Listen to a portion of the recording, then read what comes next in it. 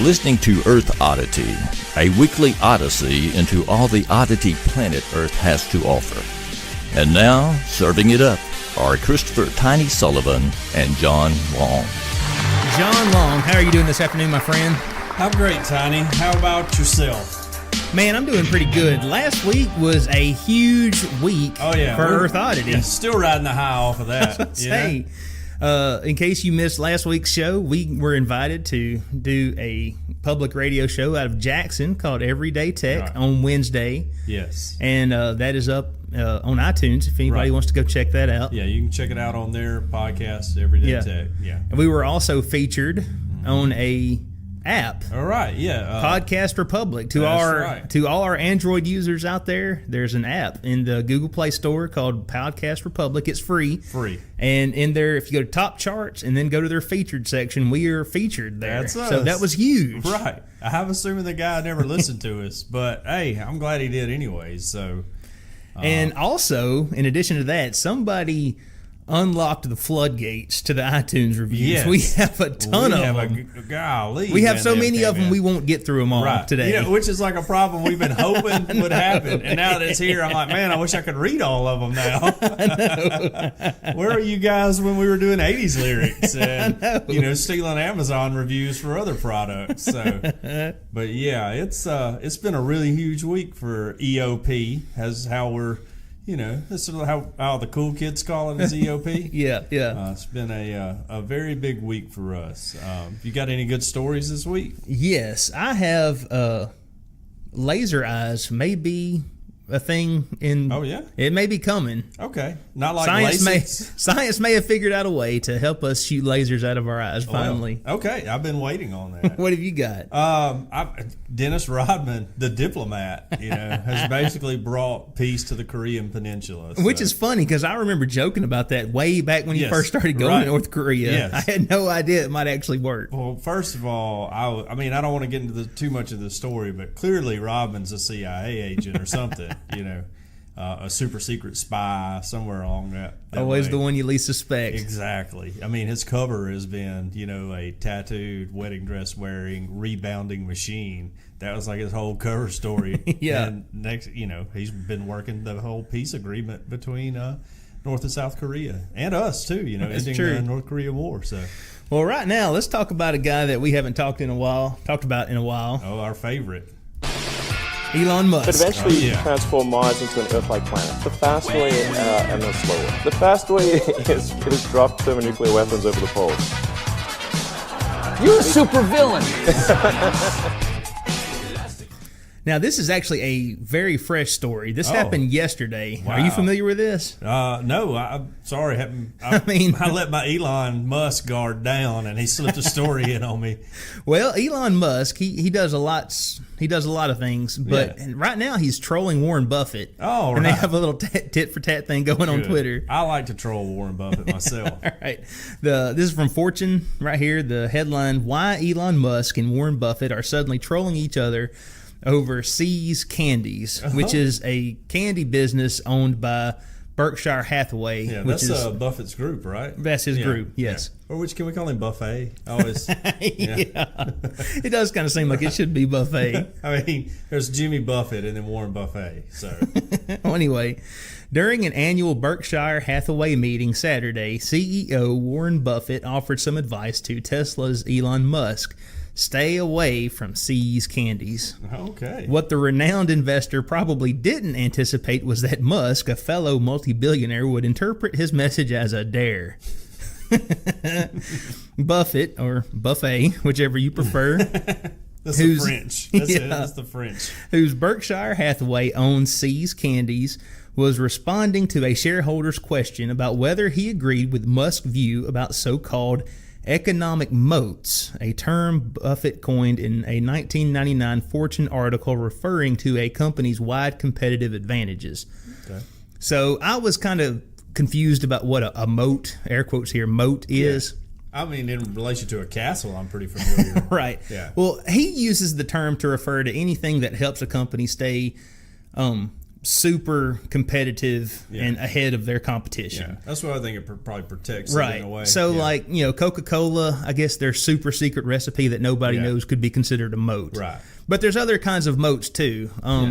One is like, I guess the cost of changing. Like if you have an iPhone and you've had an iPhone for years and years and years, you're probably going to stick with iPhone because you don't want to learn another OS. Yes. Well, that would also be an economic moat. Okay. I get what you're saying. If you're Baptist, you call that a hedge of protection. Right. But, I mean, for all the Baptist, if you're a billionaire, you call it a moat. Yeah. Well, anyway, while Buffett has long extolled the benefits of moats, which are a key component of his stock picking process, Musk spurned the concept entirely during a Tesla earnings call this week. Quote, "I think moats are lame," Musk told analysts on Tesla's first quarter earnings call Wednesday. They are nice in a sort of quaint vestigial way. If your only defense against invading armies is a moat, then you will not last long. What matters is the pace of innovation. That is the fundamental determinant of competitiveness. I agree with him there. Yeah, absolutely. Yeah. He's saying, look, all you guys who want moats, and I mean, if you're a business, I mean, you want to get, patents. Sure. You want to lock down what it is you do that keeps you competitive. Right. But Musk, I mean. But you're going to have to keep evolving in the business sense if you're going to stay viable. Yeah, Musk, his moat is, hey, my product is just going to be so much better and so much cheaper than anybody else. That's his moat. Right. Well, anyway, presented with Musk's comment, Buffett acknowledged that the acceleration of technological advancement in recent years has made more moats vulnerable and susceptible to invasion, but he still believes the concept is crucially important and that some companies' moats are more impenetrable now than they have ever been. Certainly, you should be working on improving your own moat and defending your own moat all the time. And Elon may turn things upside down in some areas, Buffett said during the Berkshire meeting in Omaha. I don't think he'd want to take us on in candy. Uh-oh. So that's a little bit of smack talk. I'll tell you. Buffett often cites See's Candies as a company with a wide moat because of the company's loyal, entrenched customer base, particularly on the West Coast, making it difficult for any rival chocolate chains to steal any business from See's. Berkshire Hathaway acquired See's Candies in 1972, and Buffett is famously fond of its peanut brittle, which he and his business partner Charlie Munger continuously munch on while answering questions for 6 hours at their shareholders meeting each year. Some of Berkshire Hathaway's other businesses also have moats wide enough to stave off competition from an innovative tech upstart such as Garanimals.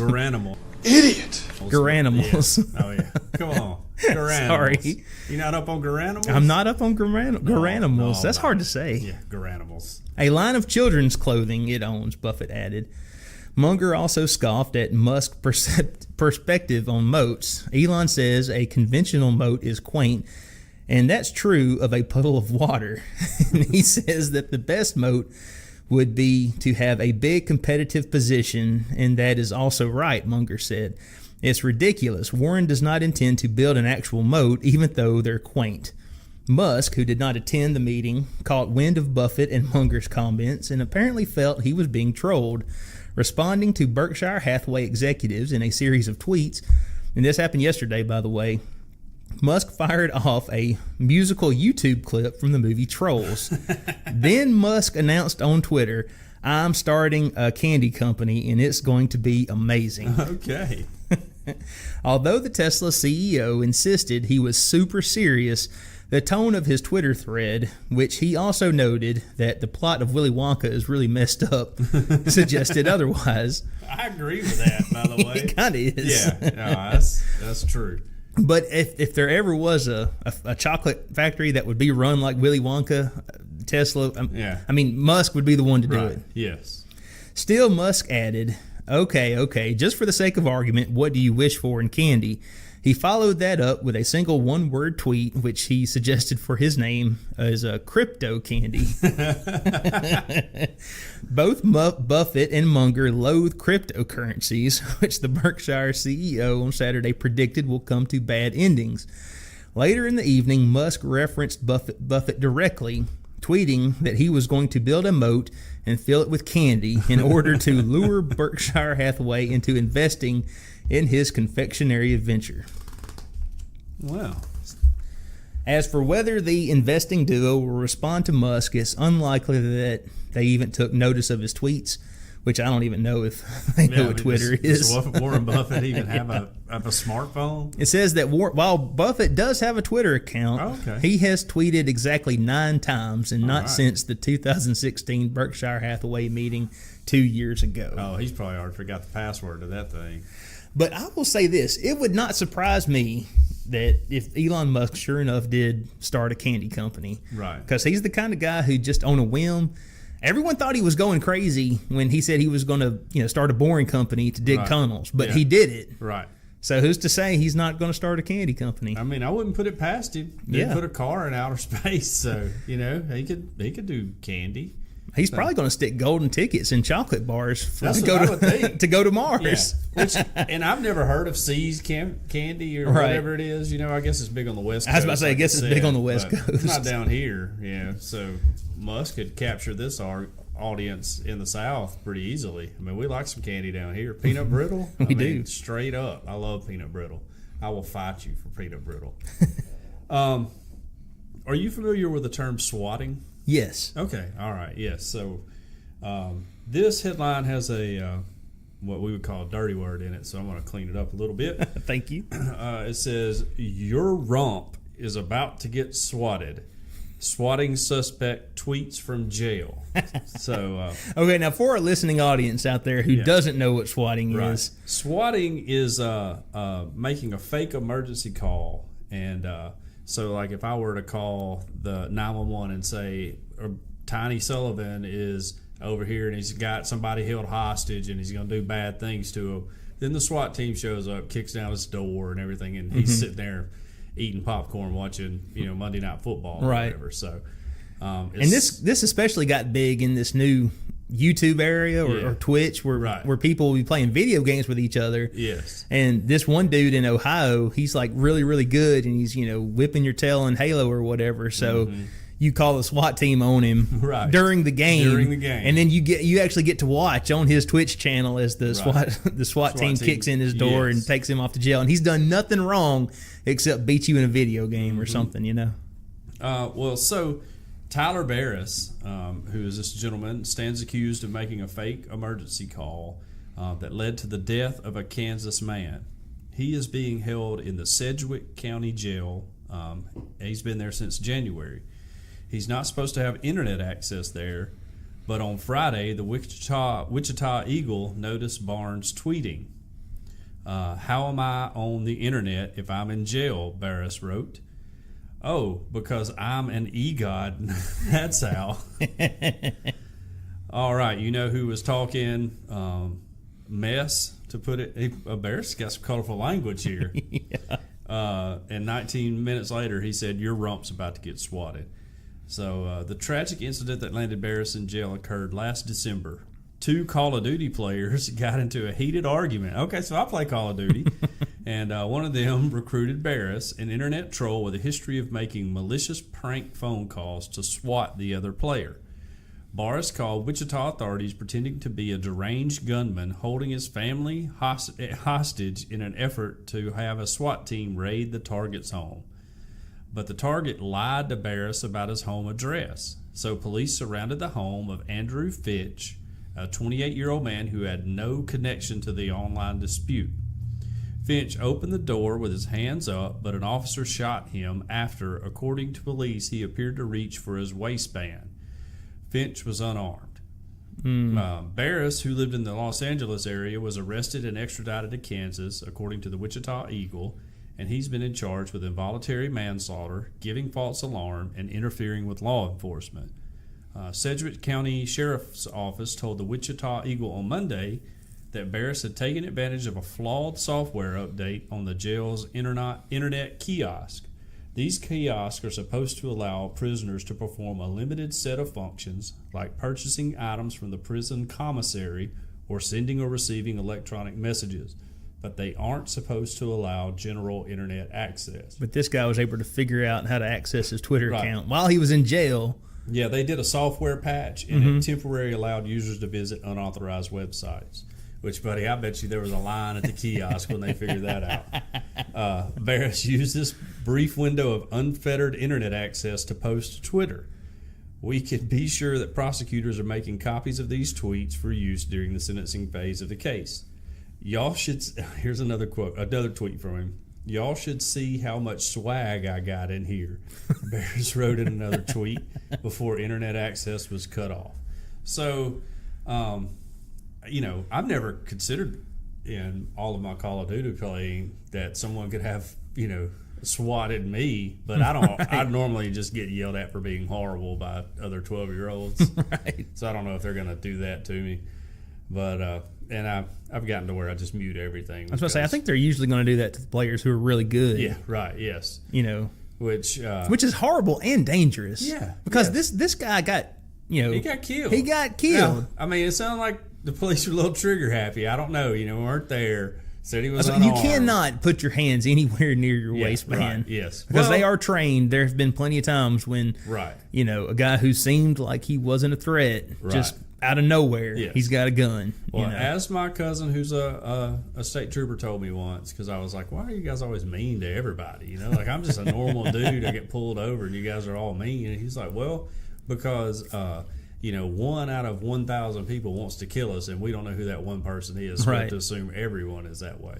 And I got that. I do. But and also, think about this. Probably most of the people police officers deal with are not your normal everyday. There a lot of times it's people who are too rowdy. Right. They're a little intoxicated, or they're used high on some substance that's illegal. Yeah. They're not sales managers for furniture company. They're not dealing with typically they're dealing with the dregs of society. That's just the business. Yeah, right. I mean, it's just the nature of the game they play. But yeah, I mean, I can't believe, first of all, that we're going to get so mad over a game. All right, this is the same thing I feel like when people are yelling at me for being horrible. Like, you're getting this worked up over something that's not real life. This is all fake. It doesn't matter in any sense. We're not playing for the Super Bowl of Call of Duty or whatever. We're just goofing off here. At least that's how I view it, which is probably why I'm not very good.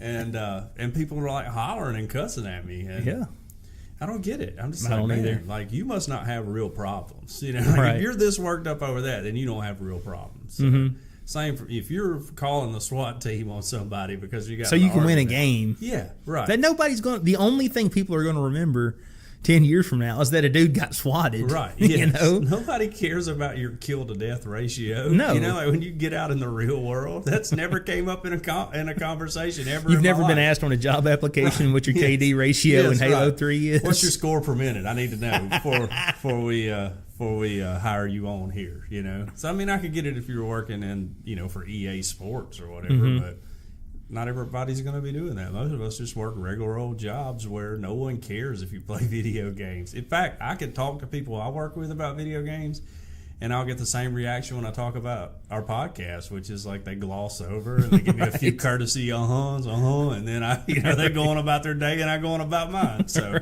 yeah. Anyways, it's a tragic story. Old boy ought to be smart enough not to be tweeting out things. That's hilarious. He's in jail. Right. He, for just a moment, gets access to the internet. And what does he use this opportunity for? Right. He doesn't want to talk to his mom. No. He doesn't want to talk to his girlfriend out there. No. He uses it to swat another person. He's trash talking. He's trolling people on Twitter. To help these other two guys win a Call of Duty game. Yeah, right. So it's ridiculous. It is. It's crazy. I hope that he is charged with what they. Yeah. I mean, he's been charged with. I forget exactly what the list was, but I hope that he is prosecuted. Yeah, I mean, it was like involuntary manslaughter or something. Right, because that dude, he would have. The only thing that would have happened to him that night is he would have won a Call of Duty game, right? Yeah, and been super pumped about it, right? And you could have went on about your life, but I don't know. Maybe it's because I didn't grow up like super into video games, but none of it's that important to me. No, you know? no. I'm just like, That's why I like to play the computer. Yeah. Because now maybe I'll get upset when AI takes over and I can't, beat the computer. Right. Well, and I admit there are times when I get frustrated when I die like 27 times in a row without any, like I just spawn and somebody shoots me in the face like right after I spawn. Because they're camping out in the spawn spot. Yeah, and they just got a sniper rifle like aimed right where I happen to appear. That gets me a little frustrated. But I'm not going to go to. I'm just like, oh well. The next game, I'm going to try to do that to somebody. You know? And I usually will get like 2 in before somebody blows me up. So anyway, I'm just not very good. All right, the next story. I'm going to try to go about this one a little bit different. Okay. All right. This is John. We've got another mystery pooper. Oh, for real? We've talked about these guys before. Yeah. What is up with the poopers? So, okay. I am the principal of a school in New Jersey, and I need a hotshot detective to fly on up here to New Jersey and figure this out. All right. All right. What's the case? So, your detective, do you have a nickname? Dragon Booty. All right. Yeah. Detective John Long, a.k.a. Dragon Booty. Dragon Booty. You get on the plane. Job, you know? You get on the plane, you come to the New Jersey. Right. You get off the plane. I'm here. And you walk up, and you got the chief of police, and you got the principal of the school. Okay. And so go. Hey, okay, guys. So I've been told there's a crime here. Let me get out my notepad. Make some notes. All right. Lay out the story for me. Okay. Let's hear what's going on. Well, every day, for a couple months now. Oh, okay. Someone has been pooping on the high school running track. Oh, okay. And it's been going on, and we don't know who's doing it. We need you to sniff out this mystery pooper. I say it's a stinky situation. Yeah. It's clearly. I mean, my first thought would be a student, right? Okay. Well, chief of police here, Jim Hopper. Hey, chief. He's interviewed all the students, and all of them have said that they had nothing to do with it. And of course, that's absolutely what they would say. Yeah. But we believe them. Okay. For whatever reason. They all have alibis, I guess. Yes. All right. Well, what time of the day is it going on? Early morning. Early morning. Early morning. Okay. Well, that kind of does rule out some students. Yeah, high schoolers aren't known to get up real early. Right. Yeah. Okay. I don't know. Something stinks with this story, though. Yeah. Oh, man. Well, I'm kind of out of a loss here. The groundskeeper. Oh, I didn't think about it could that. be him, but we don't think it's him because he's the one that has to keep cleaning it up. What about other teachers? And he's threatening. Yeah. Well, maybe. It could be. But I'm surprised you haven't asked if there's any video surveillance. Oh, well. Of the area. I mean, I imagine that would be offered to me when I show up. Yeah, what about the video? Can we go to the tape? Well, okay. The chief of police here, he's too cheap to spring for Prime, so we couldn't get 2-day shipping. But it's on the way. Okay. So, all right. Well, what have they seen on the tape? So okay, we put up the tape, and we do see somebody who it looks like we may know who the poopatrator is. The poopatrator. Yes. Okay. But turns out it's a jogger. Okay. Oh man, what is up with joggers and having to drop one while they're out running? You know, because the other ones we did were kind of the same things, right? Yeah. What is up with that? Okay, so God, I don't want to run now. You mess your britches up. You know who this poopatrator turned out to be? Yeah, I mean, who? I'm waiting with bated breath.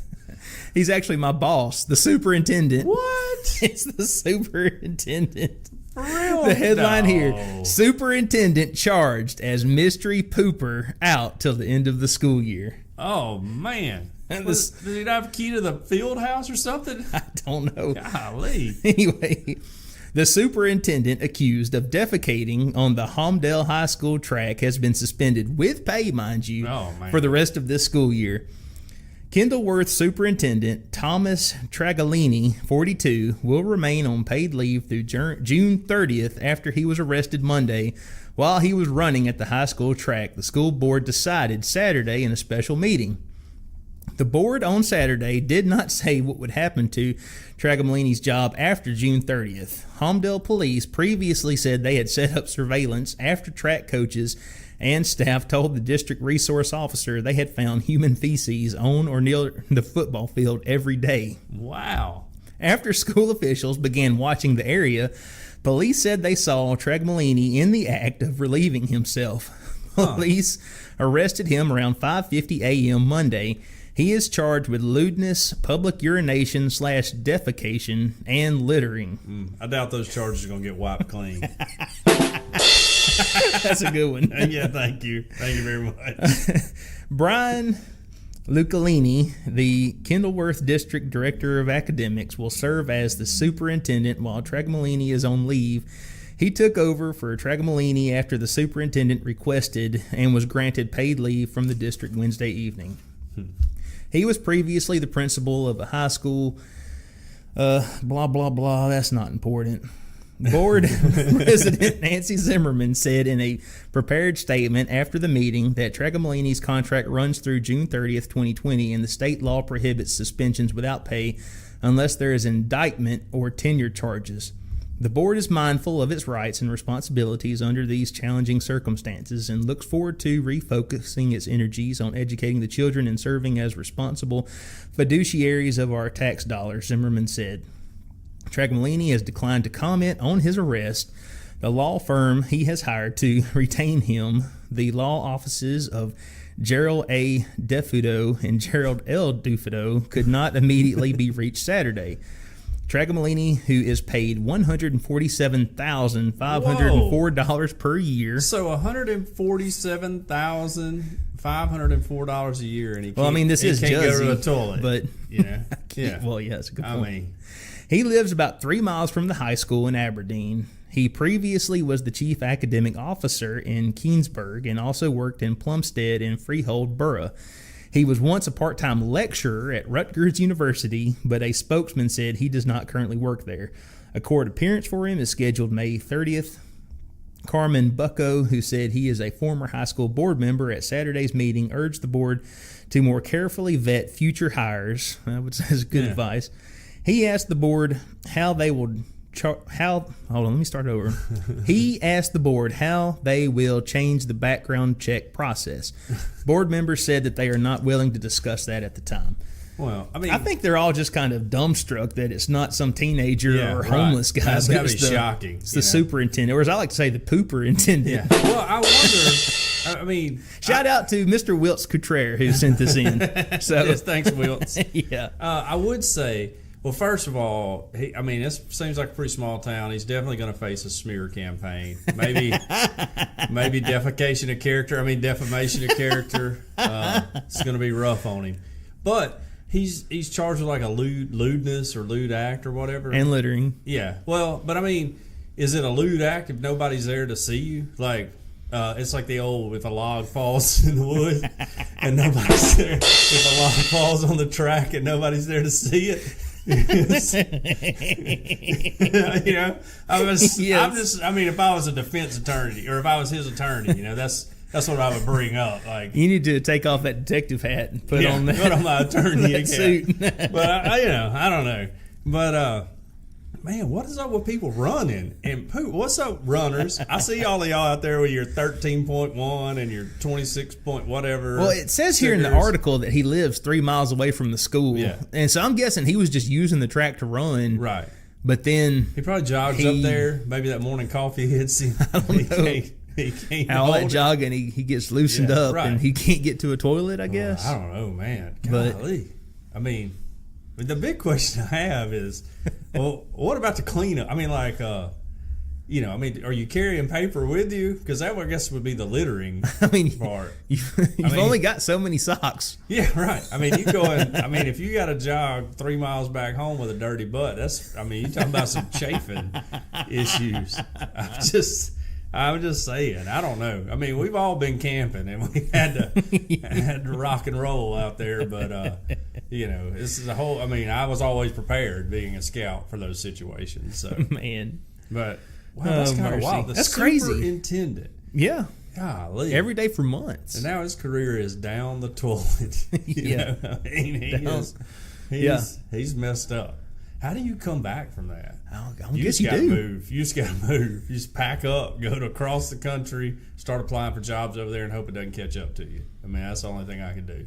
Go find some little tiny school in Idaho, and then if it does catch up to you, be like, well, it was a different time. Yeah, I'm a different person now. It's a bad place in my life. You know, I'm really into physical I was a young fitness. man at 42. Now I'm way more mature at 45. I've learned from my mistakes. You know? Yeah. I'm just saying. I don't know. How do you come back from that? That is rough. But I tell you what, when he does come back, to whether it's to get his stuff or they give him his job back, his nameplate needs to say Superintendent. Yeah. Oh, yes, exactly. I mean, it's got to. It's got. You got to wait. You got to wait for that crop of kids that are in school to move on out before you ever go back to that school. You know, you got to wait till like the ones that are 8 or 9 who don't even pay attention to the news now or up into high school before you go back and give like the anti-drug talk or whatever. Because, man, Every time I got in trouble, I'd be like, well, it's not like I was pooping on the football that's field. exactly right. Yeah. Like, I'm getting suspended for kissing my girlfriend. It's not like I pooped on the football field. You know? Where's our priorities here? Yeah. This guy's still got a job making $147,000. When I get suspended, I get a 0 on all my tests that I missed. This guy's got a paid vacation. for dropping deuces. Yeah. You know? I mean, that's crazy. That is wild. I don't know. I mean, you got to go. You got to go. So much wrong with the world. There is. Well, I feel like we knocked that story out of the park, though, Yeah. by the way. I just like to say that. That's no practice either. I went in cold. You went in cold.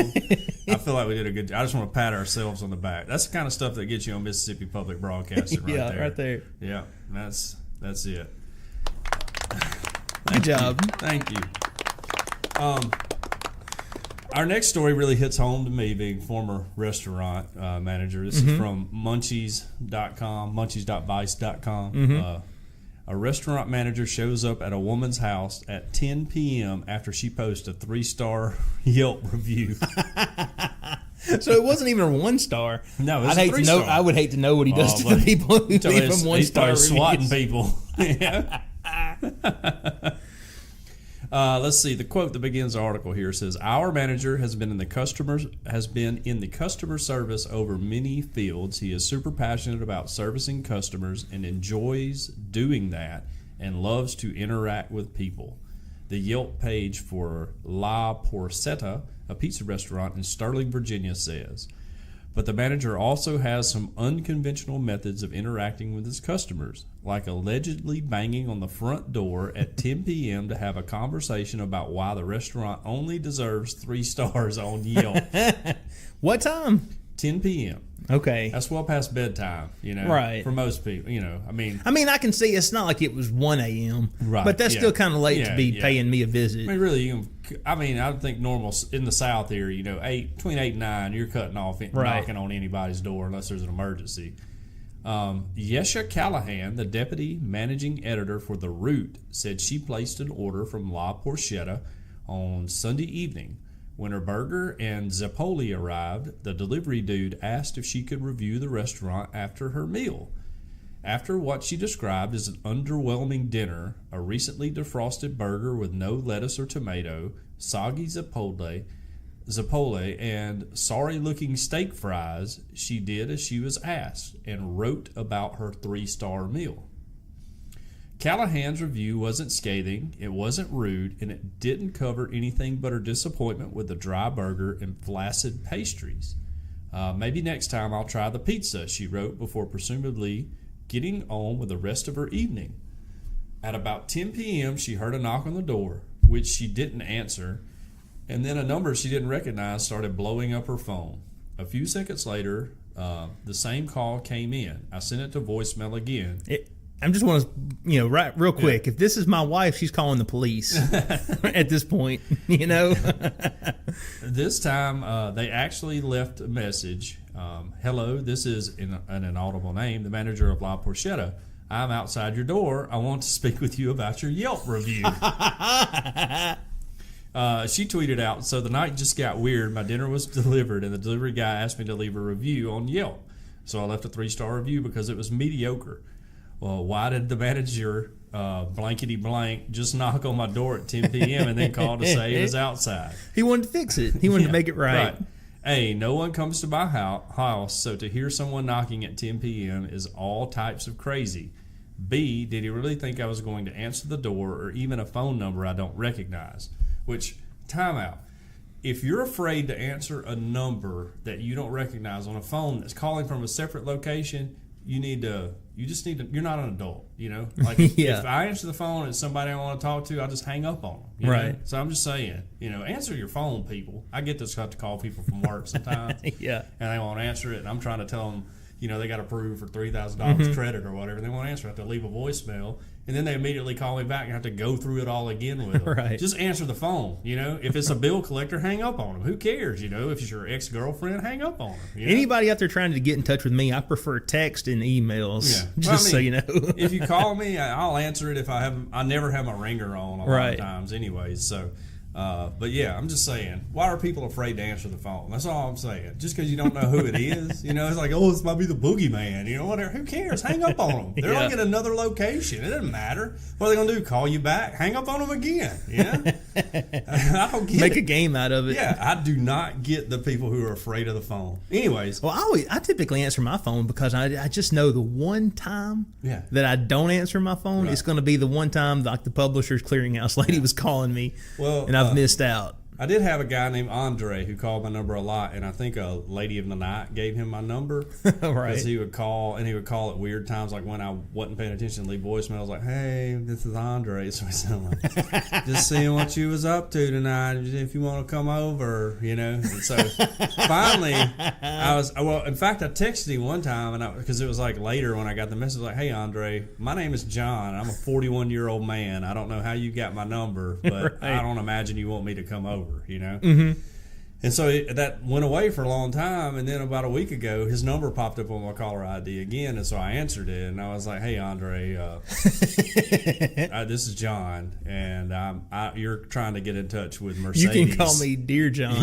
You're trying to get in touch with Mercedes, and I'm not Mercedes. I don't know Mercedes. I can't afford a Mercedes, either the kind you want or the kind I want, so let's just leave it at that. And he was like, okay, I'm sorry, I must have got the number wrong. So I'm saying, that's all you got to do. Andre meant no harm. At least to me. So anyways, wow, that was a little bit of a... All right, let's get back to this lady. She responded as anyone in that situation would with a... man, this lady's got some language on her, man. With a... She was just exasperated. She was being kind, leaving the 3-star. And a call to the local police department. The cops came, took her statement, and offered her police protection from the kind of individual willing to have a confrontation after being called out for his mediocre burgers. Callahan then updated her Yelp review, naturally, downgrading La Porchetta to 1 star, probably only because you can't leave a negative star. How dare you show up at my house? What kind of business are you running? She asked. And yes, the police have been notified. Next time, don't ask for a review if you don't want the truth. She filed a complaint with Yelp, who acknowledged that what the manager had done was inappropriate and crazy. And crazy. They didn't exactly use that word. It said, we're sorry to hear about your experience following your review this past weekend, and we want to ensure that we take these types of issues very seriously. Standard company response.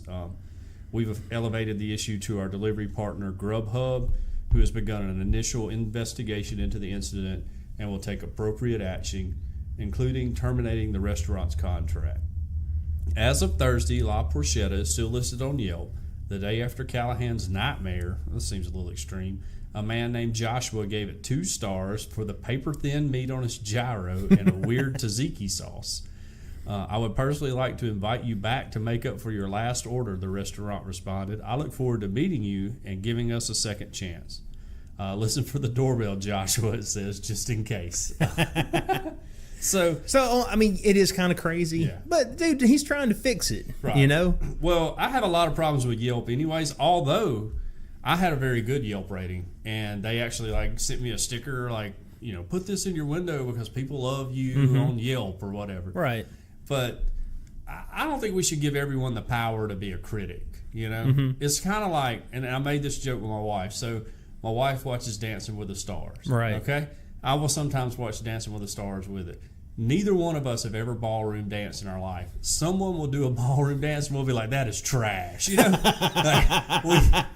have become... Yeah, we're somehow some sort of expert. They're like, oh, how could they give them a 7? That's like a 5. We're like all appalled about it. Yeah. So Yelp's kind of the same way.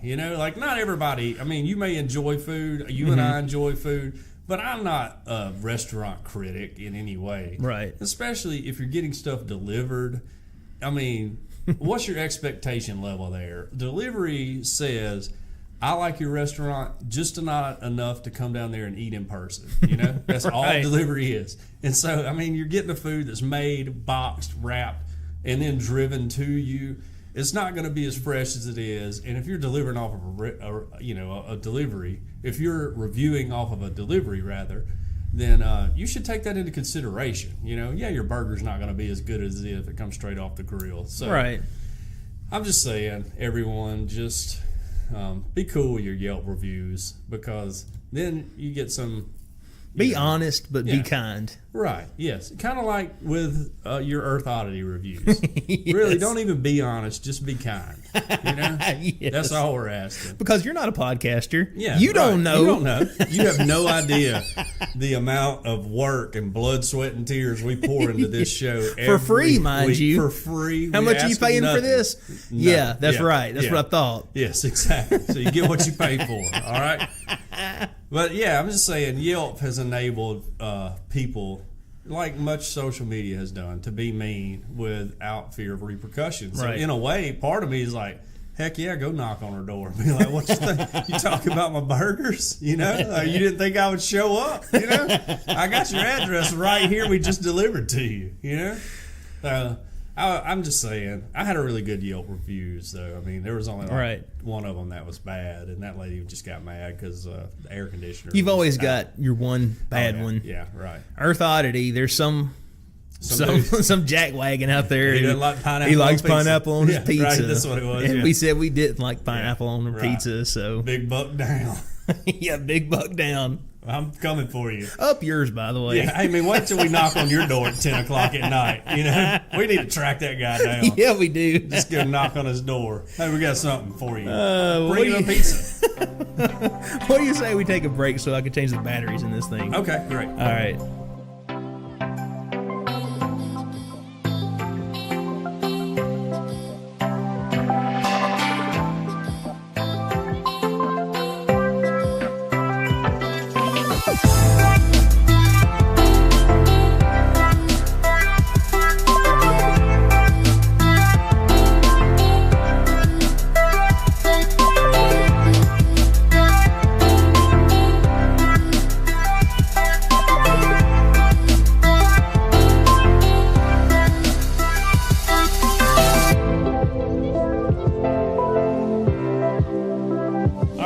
Next story here is new contact lens could let you shoot lasers from your eyes. Okay.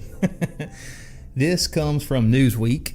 Researchers have developed an ultra-thin and flexible membrane less than 1/1000th of a millimeter thick that can be placed onto a contact lens, enabling the wearer to essentially shoot lasers from their eyes. Wow. The membrane, which was developed by scientists from the University of St. Andrews in Scotland, is made from an organic semiconducting polymer, a broad class of materials that consist of many repeated chains of molecular units. It emits very low-powered laser light when illuminated by another laser.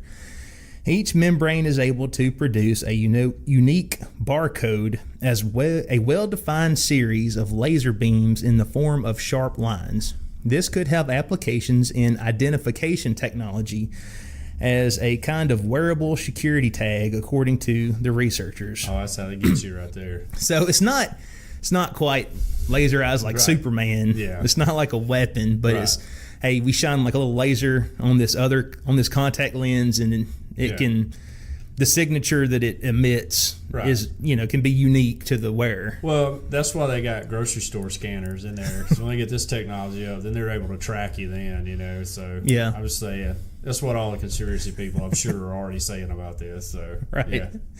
The membrane, which is one of the world's smallest and lightest lasers, which could also be applied to other objects such as polymer banknotes, in which it could act as an authentication feature to protect against counterfeiting. It even has the potential to be used as a sensor to detect explosives. In a study published in the journal Nature Communications, the researchers described the new membrane and demonstrated its laser-producing capabilities by attaching it to a contact lens and then placing it on the eyeball of a cow, which are often used as an analog for the human eye. The team's results showed that it would be safe to use in humans. Okay. So they're just testing it out on a cow, but I like to think that the cow is now shooting stuff with lasers. Yes. It's like burning, eat more chicken into like the side of a building. I don't want to be milked today, Yeah. I'm tired of getting milked every day. I'll burn this dairy down. Yeah. In ancient Greece, Plato believed that visual perception is mediated by eye beams, beams actively sent out by the eyes to probe the environment. Mault Gaither, the physics professor of a school of physics and astronomy at St. Andrews, said in a statement, Plato's emission theory has, of course, long been refuted. We now know that it's actually light coming into the eye, not eye beams. But superheroes with laser eyes live on in popular culture and comic books. Our work represents a new milestone in laser development and in particular points the way to how lasers can be used in inherently soft and ductile environments, be it in wearable sensors or as authentication features on banknotes, he added. So, kind of neat. Yeah. It's not Superman laser vision yet, but not yet. But it's still pretty neat. Getting there. It's getting there. Right. Okay, so our next story, because we got to wrap the show up here.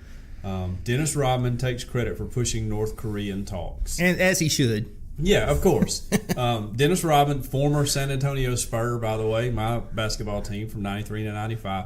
5-time NBA champion, 7-time NBA rebounding leader, champion every year. Great basketball player. Was an offensive, force when he played. Well, I wouldn't say force, but was a lot better at offense early years when he was in Detroit. Former NBA star Dennis Rodman is in a new interview said he believes his work with North Korea resonated to facilitate the current talks over Pyongyang's nuclear program. Rodman told TMZ that he gave North Korean leader Kim Jong-un a copy of one of President Trump's books. Rodman reportedly gave Kim The Art of the Deal during a visit in 2017. I've seen the picture. Yeah, I have too. Online. Yeah, exactly. Yeah. I think he didn't realize who Donald Trump was at that time, Rodman said of Kim. Rodman supported Trump's bid for president. He was on The Celebrity Apprentice. And he said, I don't want to take all the credit. I don't want to sit here and say, I did this, I did that. No, that's not my intention, he said. But he did say he believes his work as a sports ambassador to Pyongyang resonated. I think that has resonated until this whole point now. I don't ask Donald Trump for anything. I like Donald Trump. He's a good friend, Rodman said. So he said, I've always asked him to talk to me because he wants the people of North Korea and the government over there asked me to talk to Donald Trump about what they want and how we can solve things. The comments from the NBA Hall of Famer come as Trump gears up for a proposed summit with Kim in the coming weeks. The White House has yet to announce a date or location, but Trump early Monday floated the demilitarized zone on the Korean Peninsula as a possible venue. And of course, last week you saw Moon, the president of South Korea, and Kim Jong-un meeting in the demilitarized zone and all that. We talked about it in the Facebook group, kind of jokingly. So I think they also had a magician there. Oh, yeah. It's kind of like to do a show. Yes. Which you imagine the pressure. Right. Well, we really owe all this to Dennis Rodman. So I just want to give my personal thank you. He's a big listener, if you didn't know, of our podcast. Dennis Rodman loves us. he wrote one of these reviews we're going to read later, probably. I don't know for sure, but I mean, this is a good likelihood he did. Yeah. For getting the ball rolling on that. Everybody thought he was crazy when he was going over there to watch basketball games with Kim Jong Un, the Rocket Man, as Trump likes to call him. Yeah. But who knows? I mean, he probably played a big role in it. Well, I will say this, and this was another news story last week that the Republicans had nominated Donald Trump for a Nobel Peace Prize. Yes. Which, if this does result in the end of Korean tensions, I don't see how he shouldn't be considered. Right. Now, but maybe we should throw Dennis Rodman's name in the hat as well. I mean, let's give Rodman a Nobel Before Peace Donald Prize. Trump was calling him Rocket Man on Twitter, we had Dennis Rodman going over there and playing basketball. Yes, right, yes. Hanging out with him, building trust. So maybe he deserves the Nobel Peace Prize. I think Un was educated in Switzerland or somewhere, so he's familiar with the West. Apparently, a lot of Asia is huge with basketball. Love it over there. So, he's reached out to Rodman. I mean, out of all the basketball players, Rodman. But Rodman I would have reached out to Jordan, but he wouldn't have. No, he wouldn't have called back. Jordan doesn't care about anything but his bank account. That's true. And I mean, he's been criticized that a lot. Or especially things in Asia, unless they're making his shoes for like $2 a pop, and he sells them for $150. But that's neither here nor there. I probably would have reached out to. Yeah, you got to give your first shot to Jordan. Maybe he did, and Jordan was. Well, it's like when you're trying to sell something, your first price is going to be way higher than what you really want. So that way you can come down off that price. It was this, but hey, I'm offering it for this. Yes, right. Yes, kind of like you finding a co-host for this podcast. Yeah, I got you. I wanted Bubba from the Rick and Bubba show. I mean, he was an amazing. But I settled for John Long. Yep. Yeah. I'm happy to be here, though. I'm happy you're here. I mean, I don't want to take all the credit, but I'm just here. You can take most of the credit. It all started when I gave you Trump's best-selling book, The Art of the Deal. Well, let's see. Do you have any more stories? No, I mean, there was one more, but I don't know if we have time to it? fit it in. That was let me get back over here. The Minnesota man who is urinating in his coworker's water bottle. I've got the man who died trying to take a selfie with a bear. Which one you want to go with? Let's do selfie with a bear. Okay, we'll do selfie with a bear. Yeah, I read over that one too. Okay. Our next story is a little bit grim. It happened in India. But the headline here is man trying to take a selfie dies after being mauled by a bear. That'll get you. That'll get you. A man was mauled to death by a bear after he reportedly tried to take a selfie with the creature. After stopping to go to the toilet on his way home from a wedding, Prabhal Bandara is said to have spotted the injured animal in Nabarangpur district of Odisha in India. And you know what's funny is I looked up how to pronounce all this stuff before we went on the podcast, and now I'm struggling. I mean, we got like Wetumpka and all that in Alabama, so I get it. I mean, everybody's got their weird places. Nabarangpur, that's the name of this place. Nabarangpur. After stopping to go to the toilet on his way home from a wedding, Prabhu Bangtara is said to have spotted the injured animal in Nabarangpur district of Odisha in India. His fellow SUV passengers advised him against trying to take the picture with the creature because they're good friends. Yeah, right. They're trying to help you. It's probably not a good idea to jump out there with a bear. Yeah. As he saddled up to the bear struck and a struggle ensued. A stray dog also stepped in and bit the bear, but its intervention failed to deter the larger animal. Forest Ranger Dhananjaya Mahapatra said Mr. Batura died on the spot. He added the bear is being treated for its injuries. So man died and they're treating for the bear, which, I mean, I guess he was just bit by a dog, right? Yeah, right. Yeah, the dog's the only one who stuck up for him. His buddies were like, that's sorry. Well, yeah. I mean, I wouldn't be bailing out to help him either. It's a bear. He's gone, guys. It's a bear. He's gone. He's gone. India had the high. Okay, now the article is kind of going to take a turn here and just talk about selfie deaths in general. Oh, all right, yeah. India had the highest rate of deaths linked to selfies for the 2 years between March 2014 and September 2016, with 60% of all deaths taking place there. A study claimed last year. Huh. One 17-year-old girl died when she was swept over a parapet by a large wave while taking a selfie with friends. Elsewhere, in 2014, a Mexican man died when a gun he was holding while taking pictures went off, wounding him in the head. Which I would just like to say, second rule of gun safety, don't ever point a gun at something you don't want to shoot. You got to be muzzle conscious. Yes. Have a good muzzle discipline. Yes. And if the gun went off, it means he pulled the trigger. Right. Yeah. They don't just accidentally. They don't just go off. I mean, in general speaking, I'm sure there may be a case. Yeah. But I've never heard of it. Oscar Otero Aguilar, 21, had reportedly been drinking with friends before the incident, and he died on his way to the hospital. Yeah, that'll do it. Firearms and alcohol just don't mix. They don't. Firearms don't mix with much, to be honest with you. Yeah. Last year, an American woman was deemed lucky to be alive after she fell some 60 foot from a bridge in California while trying to take a selfie. The unnamed woman suffered fractured bones and a deep wound to her arm, authorities said, having ignored warnings about out-of-bounds areas. Selfies with bears became something of a trend in 2014, so much so that the U.S. Forest Service was forced to warn people not to get so close to the animals. Oh, wow. They're not like Smokey Bear on the commercial. They're not. I'll just say that much. Maybe this is Yogi's fault. Yeah, right. If we didn't think bears were so cute and nice because of all these Disney movies we watch, maybe we wouldn't be trying to take selfies with them. I just want some picnic baskets. People have also sparked anger by taking selfies in inappropriate places, such as crime scenes. One man was criticized online for apparently taking a selfie using a selfie stick at the location of the Westminster terror attack.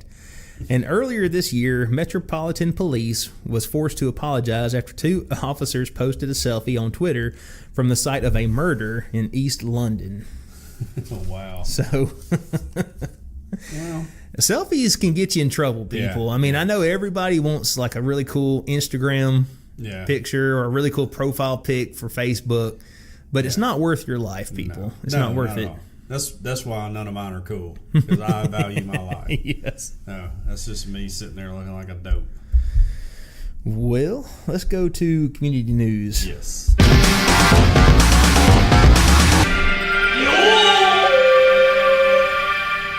You want to talk about Cajun Curl real quick? Absolutely. CajunCurl.com. We love Cajun Curl. It's the best spice out there. My aunt and uncle tried some this weekend. They love it. They're sold. Hey, Aunt Joe, Uncle Steve, they'll be moving to town soon, so they'll be buying them out. Awesome. Get ready, squirrel. But it's great on anything you put it on. That's what I found. I've yet to put it on anything, and I've been like, this was a mistake. So That's true. It's a good spice. Which now I haven't put it on ice cream. I haven't either. I thought about it. But I didn't. Our sprinkles are right next to our spices in the kitchen. Mashed potatoes. Oh, yeah.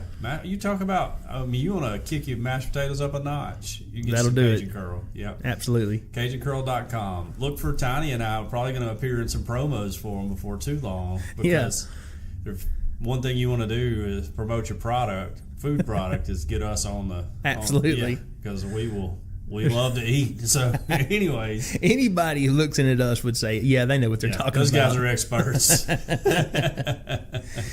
We had a bunch of reviews this week, and we cannot be more thankful to the listening audience. Right. Yeah, we love you guys. Unfortunately, I mean, eventually we'll get through all of them, but just for this week, simply because we have so many, we're probably going to take, what do you want to do, 4? Yeah, that's cool. Okay, so why don't you take one?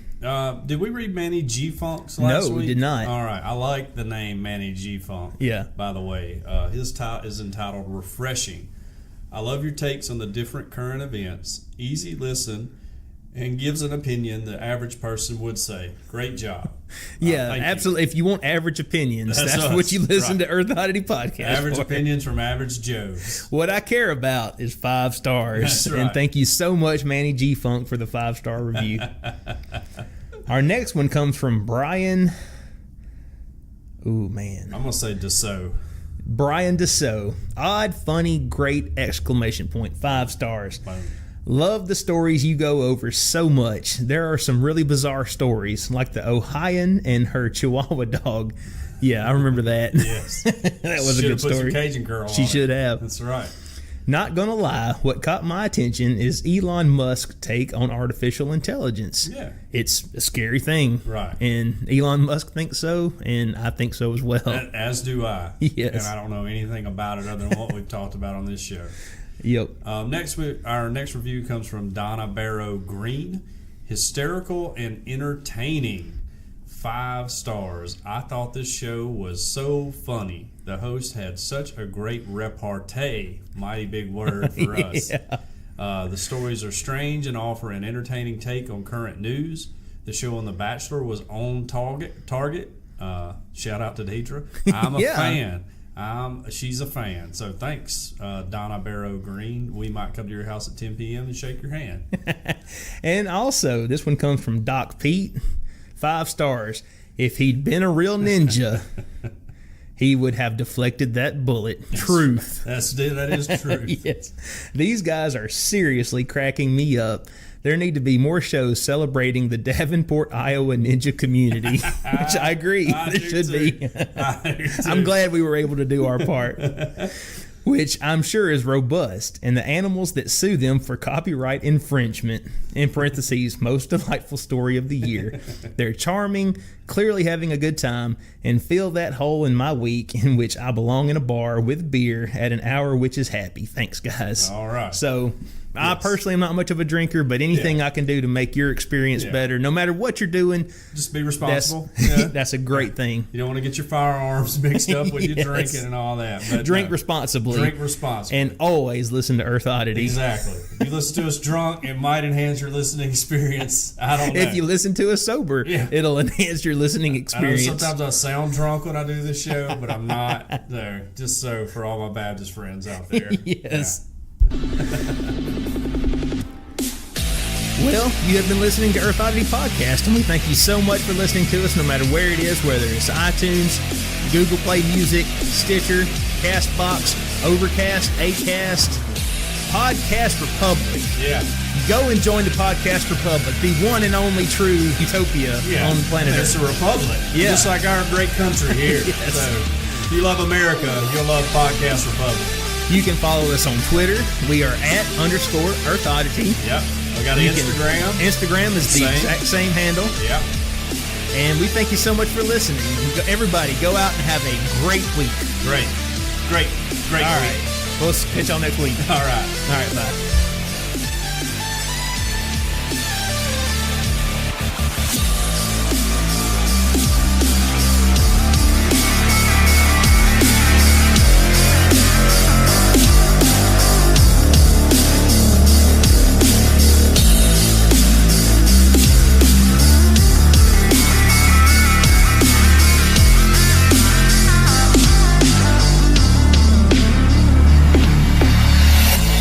This has been a very odd production.